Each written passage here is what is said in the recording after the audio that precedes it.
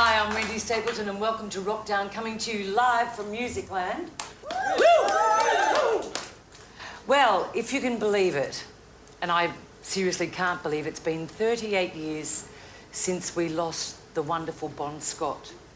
Well, at the moment, of course, the world's debating, the pros and cons of Axl Rose joining AC/DC and whether Brian Johnson will come back. But as far as I'm concerned, there was only ever one person for AC/DC, and that was Bon Scott.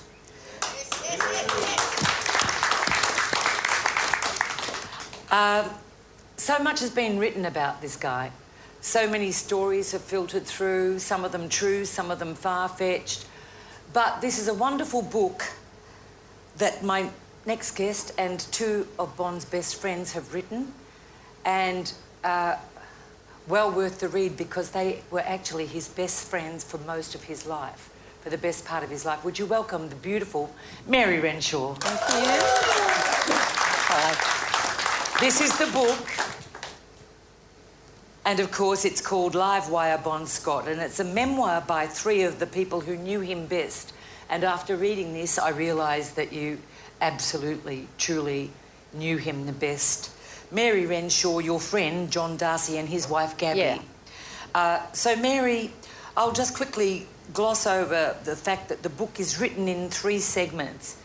Well, each chapter, but by each person. Yeah. One little bit by yourself, one by John, who was actually his best friend and roadie. Yeah, and roadie from the Valentines days, but stayed really close mates till he passed. Till he passed. And Gabby, of course, was a young groupie who eventually ended up with Darcy. Yeah, just a very young 14-year-old. 14-year-old girl who happened to like the Valentines, as I did as well. Yeah. Who didn't. Well, let's start at the top. Look, the thing is that we've been having a little bit of a chat, and I know that when the Valentines started, you were actually starting your career in design. Yeah, I was 18 years old and I ended up getting a job at a fashion house called Kenneth Perry, and I was 18.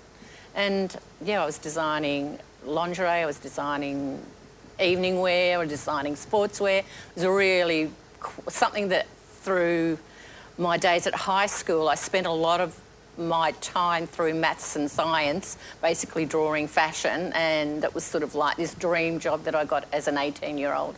It was a dream because, especially in those days as well, things had just started to happen, not only in music in Melbourne, but all of a sudden the scene in Melbourne just exploded, and there were like, as you said, you were designing lingerie, but there were places like Maryvale and Mr. John, and all. Yes. Yeah. All these Prue amazing. Acton was around at that time. Maryvale and Mr. John were probably a little bit later. A little bit later. Okay, so Prue Acton, but it was a really exciting time for fashion. There was a lot of fashion houses around at that time. And for design. Yeah, so you're a young girl working very hard at your fashion design, but you also loved music. I loved music. And also in those days, you could actually go to see a band in the afternoon in the city. So you get Tell us about that, because I know there was one place in Burke Street. Yeah. What was that called? There was 10th Avenue in Burke Street and the Bowl in DeGrave Street. So at lunchtime, you could just wander down the road there, run down there, get to see the La-Di-Dahs, the Valentines. I mean, even the Easy Beats played there, and then run back to work. In your lunch hour. Didn't have any food, of course. No lunch, not. Just you could music. You could only do one or the other. Yeah. Okay, so let's cut to the chase here. We're really talking about your relationship with Bon, both as a friend and later on as a partner. Yeah. And then later on as a friend again, as it all evolved. How did you meet Bon? I met Bon at 10th Avenue, actually. The Valentines were playing there. I was wearing these hippie beads and I was outside, and he just wandered over and started asking me about the beads and asked if I could make him some, and I went, yeah, of course, and made him some hippie beads. Did he really want the beads? Well, he did, but... Sorry, I have to ask the question because even then he was a little bit cheeky, wasn't he? He was always cheeky. That was, why you loved Bon. He was incredibly cheeky, personable, funny guy. So tell us a little bit about the Bon you knew, because I have read several books of course, since Bond passed away, and I've read several books.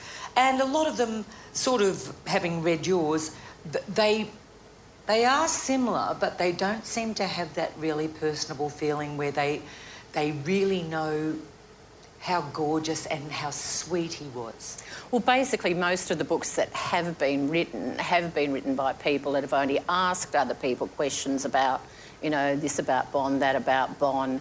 But we, of course, knew him really, really well, and why we wrote the book is because we were so sick of reading so much crap that we, you know, at our age, were like, we've got to do this, or Bond's history is going to be some garbage, you know, that someone's written. And so we really wanted to tell an honest story about who he was and what he was like, and, you know, just those little personal things, like he loved Smarties, you know, just those types of things, so that people have missed him for such a long time and they don't know any of that, and you know, they're always wanting to know stuff about Bond. So that's why we wrote the book. It really is gorgeous because it actually starts off with all of you kids. Well, I say kids because you were all kids. Well, we were. And Gabby was 14. Yeah. Darcy was a young boy and became, I think, am I correct? He was called up to go and have a meeting with the Valentines to see if he wanted to work with them. And, yeah. Can you? I'm not going to tell you. You have to. Oh, you have to read the book. It's really... Well, can I gloss over it for you? Yeah, you gloss over it. Okay.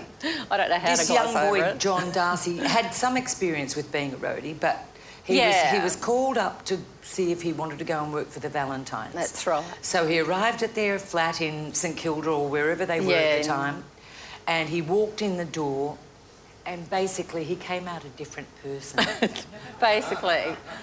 Even though Darcy was not really that sweet anyway, he was a real lad, you know, he was a lad too. So all of you, yourself, Darcy and Gabby and a couple of other friends that you constantly mention throughout this book, really did know Bond incredibly well. You became incredible friends, and in times when he needed someone to actually really turn to, you were the people he would turn to. Well, yeah, every time even through the fraternity days or whatever, he'd always end up, you know, like coming to see either Gabby or Darcy, or, you know, coming to visit me. And even through the AC/DC days too, when he was overseas, or when I was overseas first, we always wrote letters to each other. I loved writing letters. He was a massive letter writer. I believe he wrote massive amounts of letters. Heaps of letters. We weren't allowed to actually put the letters in the book. I really wanted to, but one of Bond's, and even though they're my letters, they apparently belong to the Bond estate. So we were not allowed. I was not allowed to put them in the book. He wouldn't let me sort of put them in the book, but I wanted those in the book because they showed again the true nature. The letters are basically historical because he talks. The first part of the letter, he tells you all about himself and, you know, whatever he's been doing and the naughtiness that he got up to. The next part of the letter would be all about what AC/DC were doing. So it's just a history of AC/DC's rise from slogging themselves all over England to, you know, oh, well, you know, things are a little bit better at the moment. We've done the marquee and got the record amount of people there, and you could just see how, you know, how... It was all starting to happen. It was all happening. It was just totally all happening. And they really did do the hard slog. I think we forget. We were talking before the show today, and I said, well, I saw them at the Maya Music Bowl. Yeah. And I know for a fact that it was 79 because I just formed Wendy and the Rockets. Yeah. And we went to see AC/DC at the Maya Music Bowl. And we must have been pretty raw and new because after the show we got on a tram from the city to Bombay Rock with our guitars to go and do our gig. Of course, you would never do... If you were happening, you wouldn't be doing that. So I remember that. And, of course, you said he passed away in 1980. Yeah. I can't believe it was that short amount of time between them doing that show in Australia, or all of the shows in Australia, and then when they went back to England, things really started to tick over. Well, yeah, you know, because by the time, say, he was staying at my shop in Greville Street, the beginning of January, and basically died 3 weeks later, I was actually sitting down and writing him a letter at the time that I found out, because I just received one from him.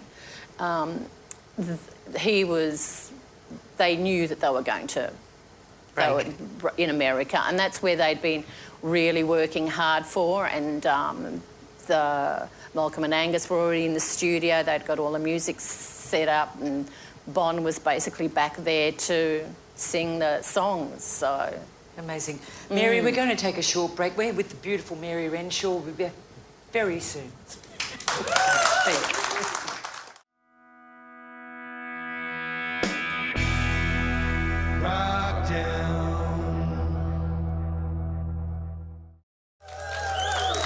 Welcome back to Wrokdown. I'm with the gorgeous Mary Renshaw, who, along with John Darcy and Gabby Darcy, have written Live Wire, Bon Scott. I've read the book, I promise you, and it's a really good read. And as I said earlier, the reason it's so good is because it's written by his 3 best friends who knew him so well. Let's go back a little bit, Mary. Yep. And apart from the fact that, as you said, you knew him from when he was very young, you saw him go through the Valentines, fraternity, then AC/DC. You were friends for a very, very long time. Then somehow your friendship turned into a relationship. How did that happen? Well, I think that it had we always really cared about each other, and we were always incredibly good friends. And I'd separated from my partner at the time, and he'd separated from his partner at the time, and AC/DC were in town, and he's just like, someone said Bon's in this band AC/DC, so I left a message, and he called me and said, come and see the band. And basically he actually came to stay at the house, and I made him sleep on the cushions in the lounge room. But then bitch. Because I actually didn't even have a lounge suite. I just had these big hippie velvet satin cushions all over the place, and a low TV and all that sort of stuff. And then the next night he went, I'm not sleeping on the pillows. That was it. That was it. That was it. And also, the other lovely, or when I say lovely thing, the ironic thing is that he'd split from his wife. Irene, yeah. Who's one of my best friends. Was she your friend before then? Or? No. She was my friend after that. She one day, I was actually at home with my new partner that I was with, and there was this knock on the door, and I've opened the door, and there was this beautiful-looking blonde woman there with this Vince Lovegrove's sister I ended up. So Irene and Sue were there, and she went, Bon told me to come and visit you. And I went, all right, well, come in.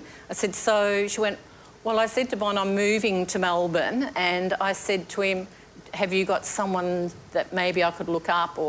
And she said, and he had just cackled and gave me your address and name. So she just turned up on the doorstep, and we'd stayed best friends ever since. Well, good friends ever since. Really good friends. Okay, a little bit about, unfortunately, John Darcy was going to come on the show. Yeah, John's a bit ill, so Darcy, hello, and Gabby. So, John and Gabby, of course, as you said, Gabby was 14 when she met the Valentines. Yeah. John became their roadie. Yeah. And he also became such a good friend of Bon. Yeah. That Bon asked him to leave Australia and go to London. He really wanted Darcy him. to go to London with him,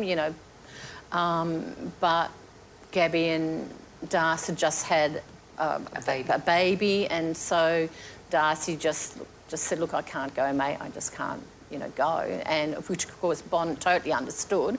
And, so Darcy didn't From go what I on. read in this, and I know it's really, he knew he couldn't go because he loved Gabby very much and he had a baby. Totally. He knew he couldn't go with Bon, but more than anything in the world, he wanted to go. He really, with Bon. really wanted to go. And it sounds Absolutely. as though, in some funny way, he wonders whether, had he been there, that Bon would still be alive. I think we all sort of do in funny ways. You always think, oh, we should have done this or we should have done that, or, it was just a massive, massive weird accident that happened, and really none of us could have changed anything. And according to a lot of the stories that go around, it was incredibly tragic. Yeah.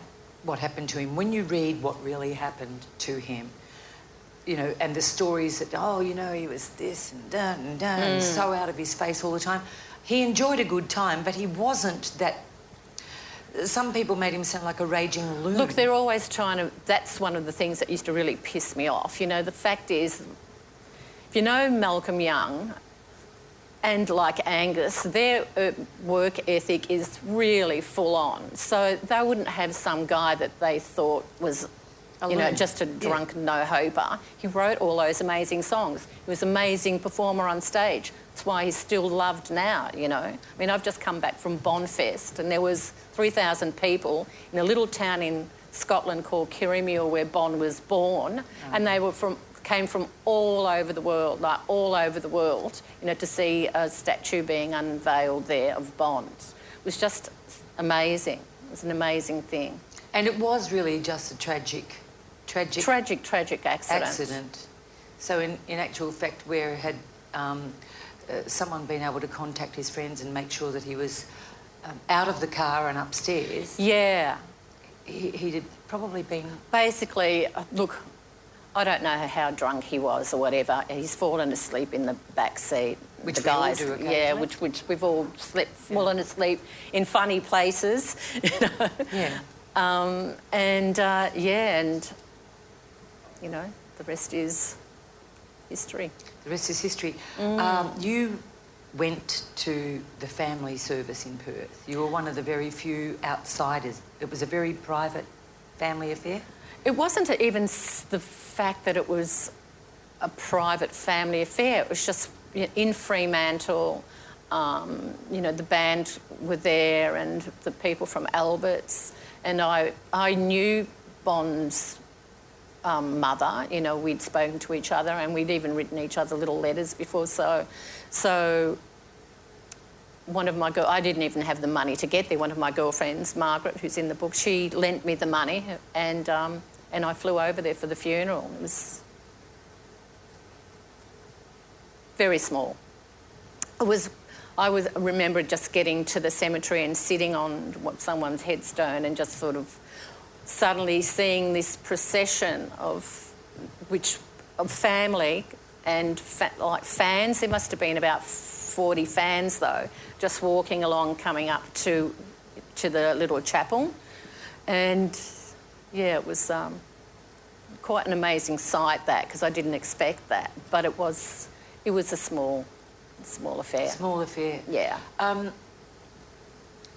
If you could summarise your version of Bon in a few sentences, as opposed to what the press made him out to be, how would you describe the Bon that you knew? Look, Even some of the things about what the press do say, he was wild and he was like to have a drink and he was incredibly good fun but, you know, he was a really good friend. If he was here right now, he'd be chatting with everybody. There's no pretensions at all with him.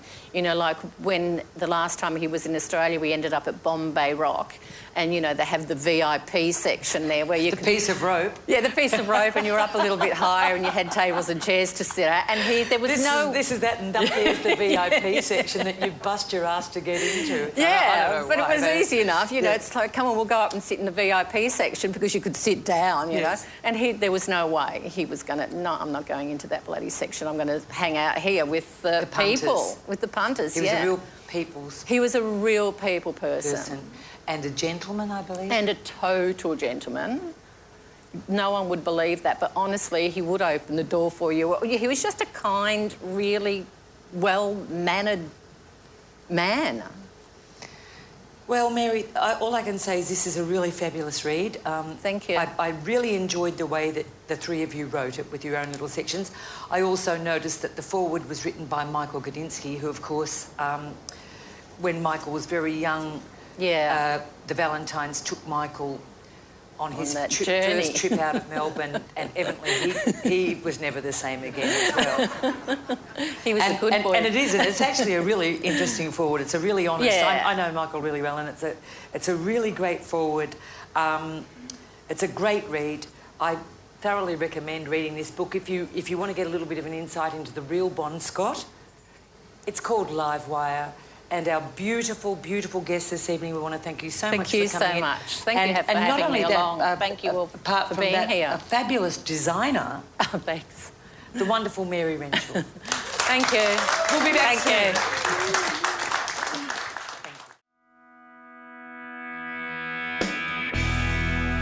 Thank you.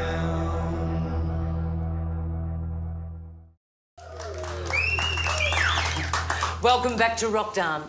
My next special guest is, without doubt, one of Australia's most successful producers and engineers. He came to Australia in the 60s and, fortunately for us, ended up at Armstrong Studios. Bill Armstrong opened Armstrongs in Albert Road in the mid-60s.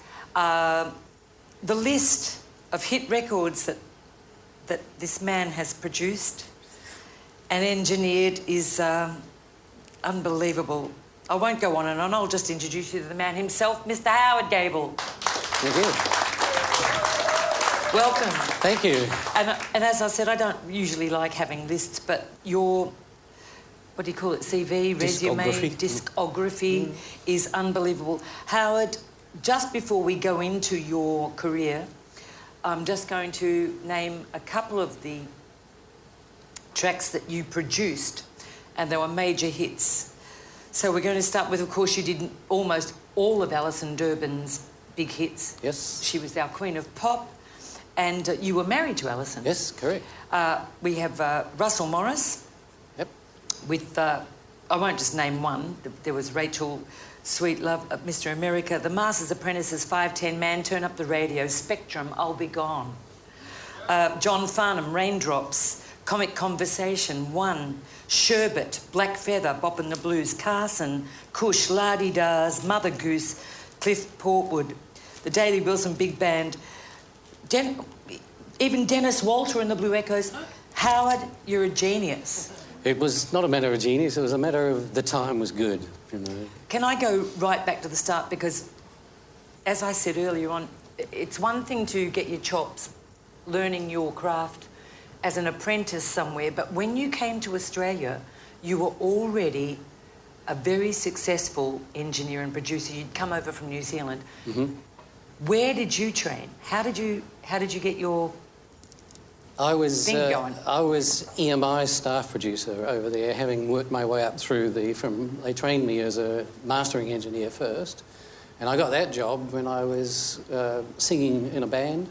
And the band that I was in, the main musician in the band did a lot of commercials. So he asked me to come into a studio and sing on one of his commercials, and I walked into the studio and I went, hello, this is home, I could do this. And every day I went to the studio and said, you know, when there's a job here, you know, I'm your man. I was young enough to make a complete dick of myself, you know.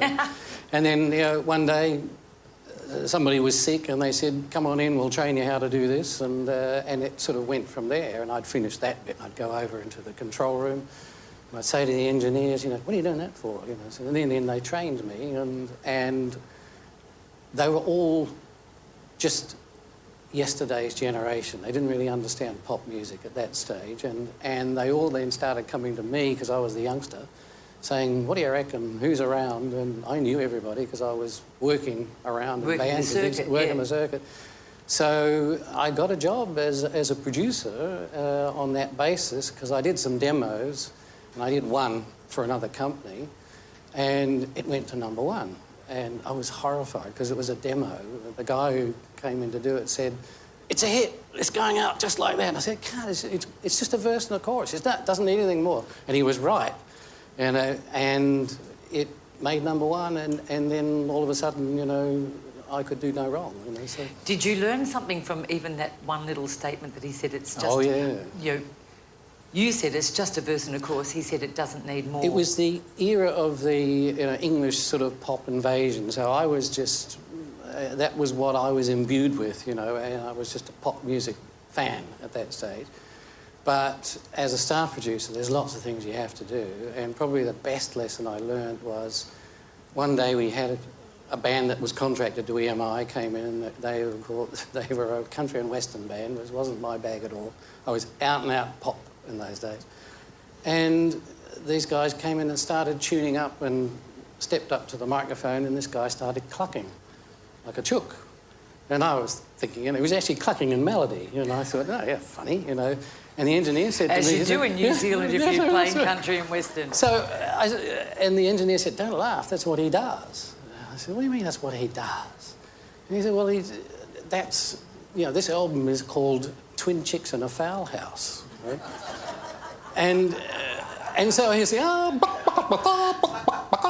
so, and I was thinking, you're kidding me. So anyway, and so I got through that session very quickly. It was like 2.5 minutes. Yeah, great, guys, next, And I stored up all my anger. That wasn't the one that went to #1. Well, it did. No, that was another one, though, but We've all got to Google that now. Yeah. Would it be on... No, it's Garner Wayne and his Saddle Pals is the name of it. And look, they're a good country band for what they do, but that's their bag, right? And they were known for it. And so I stored up my anger, what am I doing? Wasting my time, So I want to do pop music, why am I doing this stuff? So I went to the meeting, like the sales meeting that we used to have at EMI, and I was ready to let loose about this. And they go through what's happened this month. And #1 album this week, Garner Wayne and his Saddle Pals, Twin Chicks in a Fowl House. Took the wind right out of my sails. So I said to the sales manager, I was going to let loose on you. Sort of, why are we wasting time? And he said, I'll tell you a story. He said, there's this movie producer called Darryl F. Zanuck who used to do all these spaghetti westerns and things. And they were on time, on budget, B movies. Right? And he had a photo on his desk of an orangutan to remind himself of his audience. So he told me that story, and it stuck with me as you cannot be too cornball, but it turned me around from being, I just can't be too much in my own world. Thing. Yeah. So be a bit too precious. It broadened my outlook as a producer, and I went, okay, my job as a producer is to capture whatever they are. And so even though my interest was in pop music, I used to go and hear bands and things. I'd go to the end of the room and I would get the essence of what that band was about and understand how they sounded and try and capture what they were about when I went into the studio. So that's the secret. It is the secret, yeah. And if somebody doesn't do that, I mean, I've had experiences where, you get a big band, with 8 or 9 members in a band, you cannot please them. No, there's always 2 or 3 that go, it's a shitty mix, so it's just not right. So I had one band that were they were all over the place about, they wanted it this way, that way, and this guy wanted it that way. And I said, come in, each one of you, and we'll do a mix, and then you can decide which way you want to go. And so each member came in and directed a mix the way they thought the band should sound. You've got to remember, none of those guys in the band are actually out the front hearing themselves. So they actually don't know how they sound. No. So, and then I got them all in and I said, okay, I'll give you guys one guess who did which mix, right? And they all picked their own mix, and everyone else picked their mix as well. And they said, oh, that's the bass player's mix, or that's the trumpet player's mix, So they then released me to do it the way I thought that they sounded out the front. So that I learnt a lot of that kind of stuff before I even came here. And because I'd had hits over there, David Mackay, who was EMI staff producer in Australia at that time, he headed off to London, so there was no one here to do it. So I was doing both sides of the Tasman for a while. And I came over here, and the first stuff I did was for the Masters Apprentices and the Zoot. And Ambo was the management and booking agency, was very new at the time, and so it was just, things were just starting to sort of flow here in Melbourne. I went to Sydney first and hated Sydney. The studios there were just like an old barn. It was more like a hospital than it was like a rock and roll joint, So we went to Armstrong Studios in Melbourne, and Roger Savage, who's still around today and has one of the best recording facilities anywhere in the world. He was the the major sort of pop man. Bill sort of had come from, the traditional sort of Melbourne sort of family of musicians. That's the other thing about Melbourne is it's always been a great music city. there's good musicians here. And it all sort of really started to happen there. We're going to take a short break. We're coming back very soon with one of Australia's premier producers, Mr. Howard Gable. Thank you.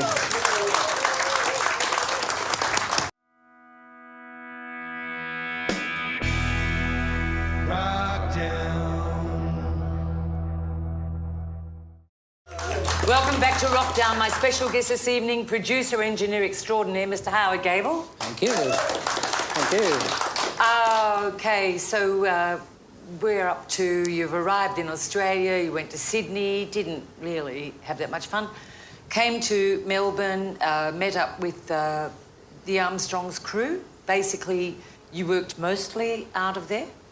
Exclusively out of there initially, yes, and then continued on when Bill sort of grew and it became AAV. Would bands be sent into the studio and you would sit with them and work out what you were going to do, or would you always go out and try and see what they were doing first? As you said, like sometimes you'd listen to someone. A bit of both. Mainly, though, you would you'd be advised that somebody is hot, you know, and I would go. I had a set of rules that, and they never change really. They're still the same today. That for a band to survive and to be worth investing in, they've got to have a certain few things going for them. One, they've got to have good management. You know, they apart from being good musically. But internally in the band, they've got to have one good, strong musical leader and one, you know, ass kicker who gets everybody going. If you've got all those ingredients together and they've been on the road for like 6 months, there's a good chance they're going to be okay. Mm-hmm. And then it's still a lot more than that, you know, because there's, although radio back in those days with guys like Stan Rofe and Bill Pinnell and they were able to play what they wanted. This is, radio's gone into another era these days where it's all done with computerised sort of selection lists. Well, it's all data driven, where they sort of say, oh, you know, this demographic that listens to this radio station, you know, you can tune your radio station and pick songs that are for the audience that you want to target your advertisers with. That's what radio's about now, but back then, you know, there was this sort of collegiate thing where we all knew everybody, and, you know, I'd finish an album at Armstrong Studios and I'd invite all the radio station DJs down and we'd have a party and they would all go back and play it, you know. That's right. And so everybody knew it was around. And this is a lot of what you're doing here is letting everybody know that these guys that were around then are still playing and playing well, but you just don't get to hear about it. So what do you think's happening? What do you think is going to happen to music? Well, music, it changes. It goes through seasons like everything else. And what's happening now is that, you know, it's gone from being, you know, a very crafted sort of business where you get craftsmen coming in and like we did at Armstrongs and those kind of studios of that era. It's all been computerised now, and so you can do things on a computer that you could never do live. You can make unbelievable, unreal music now, and it's very electronic, and to you and me from our era listening to certain styles of music, it probably doesn't sound right. You know, a lot of music sounds that I quite like electronic music, but the older style of music where you get a band that gets up there and just rocks it out, you know, is hard to beat. But it breathes, it speeds up and it slows down. You know, it's natural for musicians to reach for the end of a sequence and then settle back and that kind of thing. And when you listen, if you take the vocal out of a backing track, you'll hear the speed going up and down. But when they're playing because they can hear the vocal, it's like it's correctly punctuating what the vocalist is doing. You know, so that kind of is missing in today's music. But it doesn't matter because there's a whole generation who have grown up with electronic music, and they hear old music, they think, oh, it's speeding up, slowing down, you know, because they're used to that metronomic feel, you know, but it used to take us an hour and a half to mic up and tune up the drums before a session. Now you just dial it up and say, oh, I want that snare sound, I want that bass drum sound, and sort of, you know, in 10 minutes you've got what you want, you know. Yeah. So a lot of it is, and what you can do digitally. Look, Steve Jobs with the iPod is probably the biggest change. You know, we'd gone through the Napster thing, which pretty much killed off a lot of the music industry because it created a generation that think that music should be free. So you've now got a delivery system that I would have killed for, you know. You hear something on the radio, you get out your phone, you go, Shazam, what is it? Oh, I like that, buy. Now it's in your phone. Now that's a delivery system, that's fantastic, you know. But it's cheapened music to the point where, you know, you can buy something for 99 cents, which isn't quite expensive enough, you know. You can't produce it for that amount of money. You can't. You know, but by the same token, it delivers the music to a broad audience very easily and they can virtually get it for free. So your music album these days is now just a brochure, you know, for you getting out and doing live stuff. And hence we've seen the turnaround in just the last couple of years where people would actually play so that people could hear the new stuff and go out and buy the album. Yeah. Now you've got to actually play, go on tour to make a living out of the music. That's it. It used to be, you know, you could make money out of just selling records, you know, certainly in the 60s up into the 70s and 80s. Not until Napster came along where, you know, that was a huge change because people could just download it for free. Well, of course they're going to do that. So that changed the whole concept of how people think of music. So we've now had, you know, 2 or 3 generations of people that think that way. So you're never going to go backwards. So it's not going to get back to that other than there are things shaping up now for digital rights which will help out a little bit, you know, but it's never going to be the same. But by the same token, people that used to have years of training and be musicians to even get a start in the business can do something amazing, maybe even half accidentally, playing on their computer at home, and it goes viral, and it's great, you know, because it's something new, and this business is all about something new. You know, you can be good, that's not enough. There's going to be a breed of savvy young people coming who've grown up with this, who are going to work out how they're going to be the new Gudinskis, you know, who you know, Gudinski was an 18-year-old kid who went rampant, you know, and said, I don't care how they do it. He grew up through the Melbourne street level, understood the music business, looked at the record companies that were around and went, they have no idea, and he was right. Howard, you're a revelation. You've actually made me feel not so... No, absolutely don't be. I said, you know, I'm a glass half full man, that's for sure. You know, it's beautiful. Thank you so much for coming on the show. Just one thing.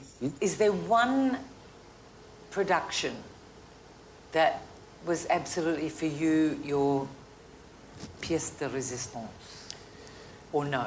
There was a lot, but probably the most interesting one was the Spectrum album Miles Ago, which is the first double album, and it's been given many names, like art rock and all that sort of stuff. But you know, that was that used the technology that we had at the time to its limits, and I'd say that was probably the most enjoyable album from that point of view. I'd say that John Farnham's Comic Conversations would be the best. The most enduring vocal performance that, you know, I mean, John was stick the mic up and, you know, there he was. It's amazing. Yeah. So, and there's lots of others that you know, they're your babies, you know, so they're sort of, you do it and you put it out to market and you just hope it finds a home, you know, but there's a team of people to do that. So anyway, there's a new team coming through and they'll be doing stuff with what's around now. Social media kind of makes the indie market viable, I think, you know. I love the so way go you for think. it. I love the way you think. Would you please thank Mr. you. Howard Gable. Thank you for being on Wrokdown. Thank you. Thank you so much. That's good.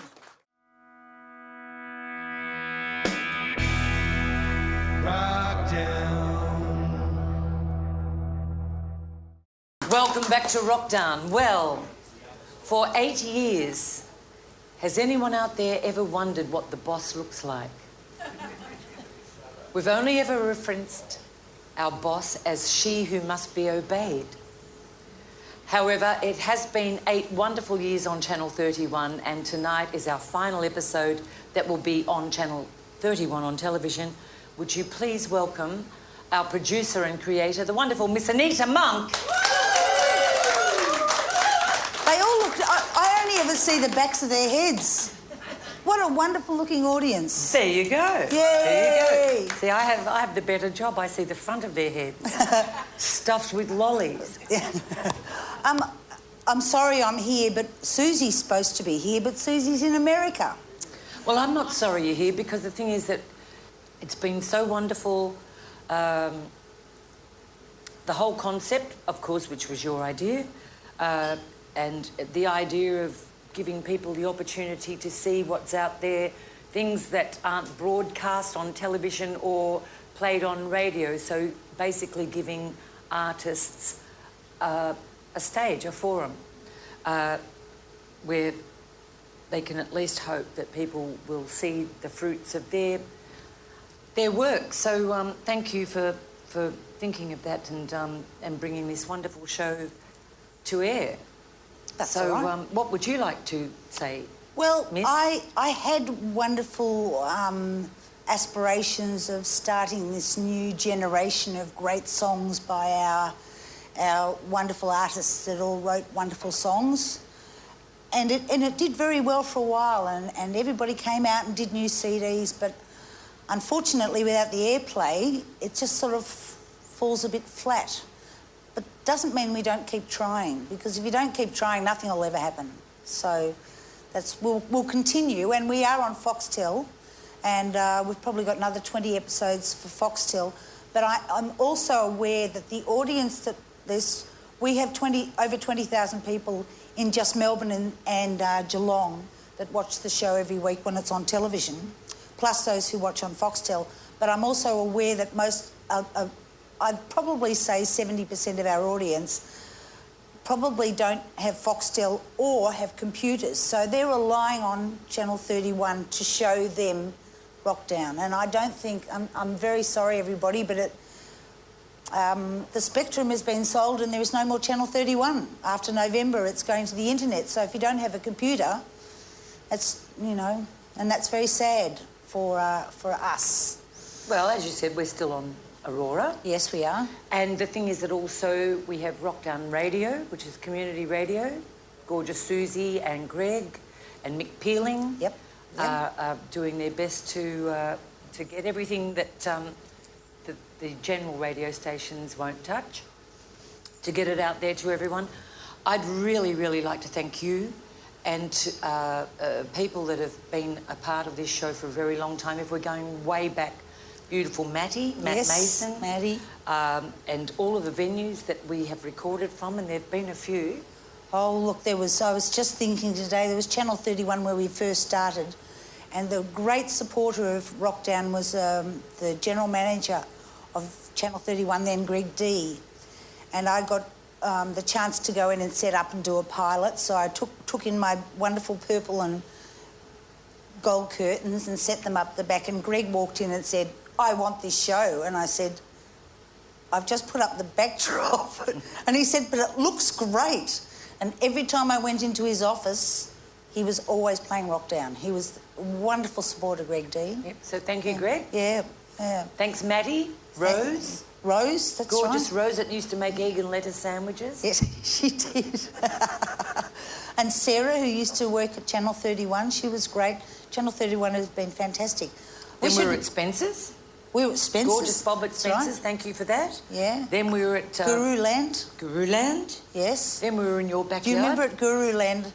We went into Guruland, just a quick story, and we said, "Have you got any chairs?" Because normally when you go somewhere, they've got some chairs. All they had was 2 big old armchairs. And we were interviewing Mick Hamilton. And Mick Hamilton looked like Goldilocks sitting in the big bear's chair. And so I had to have him back on again to show that he wasn't as tiny as he looked. We've had your fabulous studio at your home. Yes, yes. Which we did lots we there. did lots there. Lots there. And of course, getting back to the fabulous people here at Musicland. Can't say how much we've appreciated, and we're not going anywhere. We're just not going to be on Channel 31 anymore. But Musicland have done so much for us. Absolutely. Here, and not only have they done stuff for us, but I think sometimes because of us doing the TV things here, you've sort of changed Musicland around a bit, and I think the demographic of Musicland has also changed. Yeah. Wonderful Musicland. So a family business. it is a family Yes. business, so we're going to look up there and we're going to thank Mick. Richie is up there. Richie's up there. I think Ian's up there too. Ian, George, Kathy. Yes. There's Kath, thank you so much. Paul was our ball boy for a little while over there, thank you, Paul. He was. Greg Ratton, Yes. Matt Mason. We don't worry. We can't. We're going to miss people. We're going to forget Susie people. Pinder. Yeah. Oh, don't forget Susie. Oh. Lawrence. Yeah. It'd be really good if Susie could send us a message. We could put it in. We could put it in. Can we put it in? We'll drop put it in. Hang on. I'll stare at the screen and it might just appear. Hey gang, it's Susie here, yep. I'm out and about for Wrokdown TV and I'm in Graceland, check it out. It's been my pleasure to be reporting and doing some fantastic stuff for Wrokdown. This is our last show for Channel 31 and Wrokdown has done so much for the music industry. I'm just so very proud of the work that we've done. We've interviewed so many fantastic people. And look at me, I'm here in the home of music. I've been at a concert watching Keith Urban last night down in Nashville, and I just look around and feel so proud to be an Aussie. Our industry rocks because have a look what we do in America. Over and out, stay cool and tune into Wrokdown. And what about our audience, and just, in particular, some of the people in this, especially some people here that are here tonight, have rarely missed an episode. We want to thank you all so much for supporting us. Thank you. And I personally would like to thank Wendy Stapleton, the best interviewer. The best. You're not a bad. The You're not a sponsors. bad boss. The sponsors. Oh, Okay, go to it. Sponsors. first ever sponsor we had was Yogi Footwear, who sold Doc Martens in Paran. So And thank you to Yogi. Thank you to Yogi. And then we had Sennheiser as well. Thank you, Sennheiser. And then now the we've got Bendigo Bank. Strathmore Bank. Strathmore And Community Bank. they've been absolutely wonderful. Thank goodness. And I wish Channel 31 kept going so they would keep sponsoring us because they've been fantastic. Just a lifesaver. Thank you very much. So what do we do now? Do we have drinks? No, you can have lollies. That's all you get. We want to thank everybody involved in Wrokdown. Anita, thank you for giving me this wonderful opportunity. As I said, we're not going anywhere. We are still on Foxtel on Aurora. However, thank you to all the viewers of Channel 31 for 8 absolutely wonderful years. And who knows? Who We'll knows? see you somewhere. Who knows? Is it good night from Wrokdown? It's good night from me and it's good night from her.